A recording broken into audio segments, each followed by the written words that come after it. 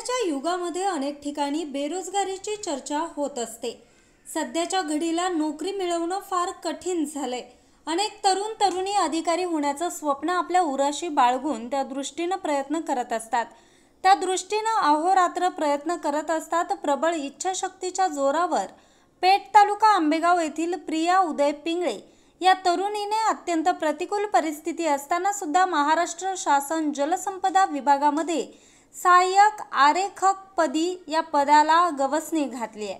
तिने मिळवलेल्या या यशाबद्दल पेठ ग्रामपंचायत आणि अधिकारी ग्रामस्थ यांनी नुकताच तिचा आणि तिच्या आईचा सत्कार केलाय। तसेच तिला पुढील कार्यासाठी ग्रामस्थांतर्फे शुभेच्छा देण्यात आल्या। प्रिया पिंगळे हिचे प्राथमिक व माध्यमिक शिक्षण पेठ येथेच झाले। तसेच ऑटोमोबाईल इंजिनिअरिंग हे पुढील शिक्षण तिने शासकीय अभियांत्रिकी कॉलेज अवसरी येथे केले। घरची परिस्थिती अत्यंत प्रतिकूल आहे। तिचे आई वडील आठवडे बाजारात भाजीपाला विक्री करत असतात। घरी आई वडील, 3 बहिणी, 1 भाऊ असा परिवार असताना सुद्धा अत्यंत प्रतिकूल परिस्थितीमध्ये सर्व मुलांना आईवडिलांनी अत्यंत चांगलं शिक्षण दिलं। प्रियाची मोठी बहीण मेकॅनिकल इंजिनियर असून ती एका कंपनीत नोकरी करत आहे।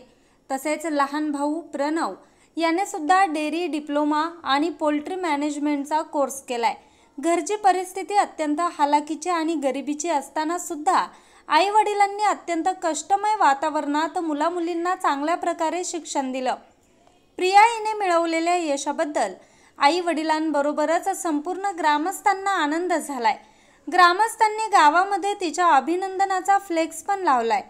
पेठ ग्रामपंचायत आणि ग्रामस्थांनी केलेल्या सत्काराप्रसंगी शरद सहकारी बँकेचे संचालक संतोष धुमाळ, सरपंच राम तोडकर, वाकेश्वर शिक्षण प्रसारक मंडळाचे सचिव मयूर काळे, युवा उद्योजक व ग्रामपंचायत सदस्य संजय पवळे, सोपान नवले, मनोहर भोजने, ज्ञानेश्वर वागचौरे, प्रमोद धुमाळ, विलास धुमाळ, ग्रामसेवक SN बनकर, संगणक परिचालक अश्विनी ढमाले, लिपिक सलीम तांबोळी आदी ग्रामस्थ व पदाधिकारी यावेळी उपस्थित होते। आपल्या पुरुष प्रधान संस्कृतीमध्ये मनीषा पिंगळे यांनी केलेला जीवन संघर्ष खूप मोठा आहे। भाजीपाल्याचा व्यवसाय करून सर्व मुलामुलींना उच्च शिक्षण दिलं। प्रिया पिंगळे या त्यांच्या मुलीनं मिळवलेल्या यशाबद्दल पेठ गावच्या नावलौकिकात भरच पडली आहे। तिच्या या यशानं अनेक तरुण तरुणींना प्रेरणा मिळेल। माझं एक स्वप्न होतं की मी वर्दीमध्ये राहावं। तिचं स्वप्न आहे मी DYSP व्हावं, पण छोट्या छोट्या गोष्टीतूनच माणूस मोठं होतं। म्हणून माझा छोटासा प्रयत्न मी हे सगळं सोशल मीडियाच्या सहाय्यानेच पाहिलं होतं। इतरांना वर्दीमध्ये पाहिलं आणि मला पण त्याचा क्रश होतं की मला हे पाहिजे, माझं पॅशन येते।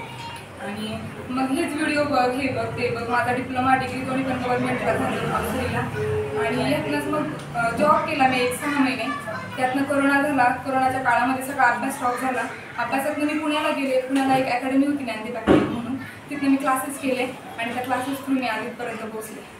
खूप खूप धन्यवाद। पेठ ग्रामपंचायतमध्ये आपण एक विशेष वेगळा आणि एक भावनिक कार्यक्रमासाठी जमलो आपण। आपल्या गावच्या रहिवासी मनीषाताई पिंगळे ज्यांना आपण आतापर्यंत फक्त कष्ट आणि कष्ट करतानाच पाहिजे। ज्या महिलेने आजच्या जगामध्ये ज्यावेळेस आपण पुरुषप्रधान संस्कृतीमध्ये जगतो, राहतो आणि पाहतो की पुरुषांनी फक्त काम करायचं, घर चालवायचं, ह्या जमान्यामध्ये मनीषाताईंनी पदर खोचून भाजीपाल्याचा व्यवसाय केला, यशस्वी व्यवसाय केला आणि आपल्या मुलांना अतिशय उत्कृष्टरित्या शिकवलं।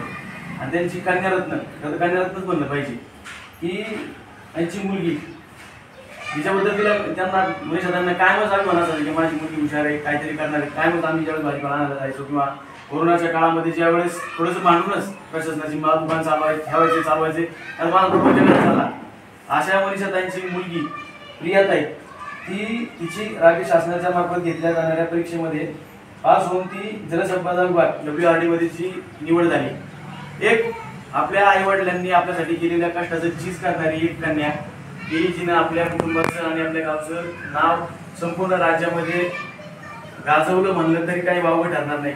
अशा या प्रियाताईचं आपण पेठ ग्रामपंचायतच्या वतीनं, पेठमध्ये असणाऱ्या सर्व संस्थांच्या वतीनं, सर्व ज्येष्ठ नागरिकांच्या वतीनं आणि आपल्या गावच्या नागरिकांच्या वतीनं की आपल्या पेठचं नाव राज्य शासनाच्या एखाद्या परीक्षेमध्ये गाजवण्यासाठी आतापर्यंत आपल्याकडे भरपूर मंडळी झाली। त्याच्यामध्ये गजानन धुमाळ असतील जे नायब तहसीलदार म्हणून काम करतात, किंवा गणेश धुमाळ म्हणून असतील की ज्यांनी आताच PI पदाचं त्यांचं प्रमोशन होणार आहे।